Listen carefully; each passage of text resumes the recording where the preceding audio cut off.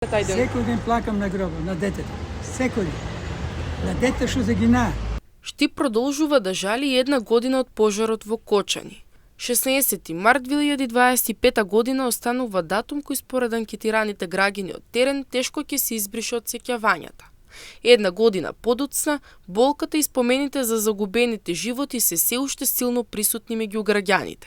Анкетираните граѓани додаваат дека вакво нешто досега не било видено и дека после ваков немил настан очекуваат дека правдата ќе излезе на виделина. Страшно. Тоа не знам, да не се повтори. Какво нешто страшно не сме видели до сега и не сме доживјале. И още го чувствуваме тоа.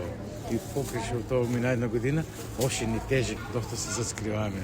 Не е вај одговорен, не е тај одговорен, тај, само се префрламе вината един на друг, еднашка треба да излезе.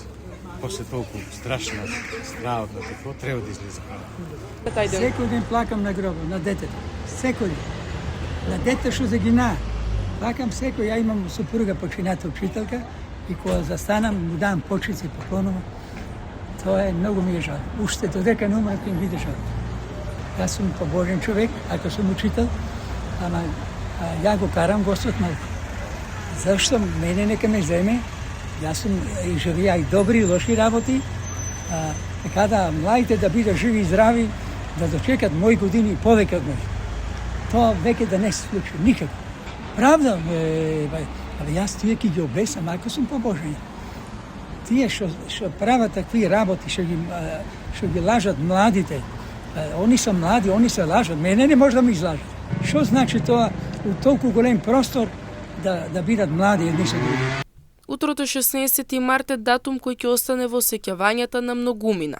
За некој сосема нормален ден, за други ќе се помни како најтешкиот ден од нивниот живот. Тоа да ви кажам, јас бев на работа во Сабајле се случило. Тоа случило тешка ситуација, лошо и страшно.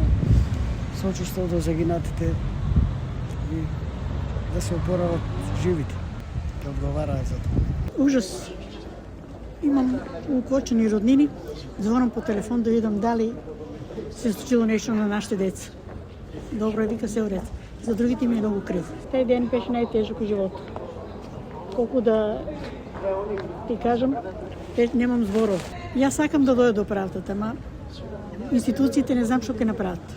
Се е до нив, до нас не е. Не може да зборам за тоа. Тешка работа. До сега шом не се најде решение и некој да каже нешто, било шо да оде на напред. После една година ја мислам дека и работата бледее, така да не верувам дека нешто ќе се смени од тоа, дека ќе биде подобро.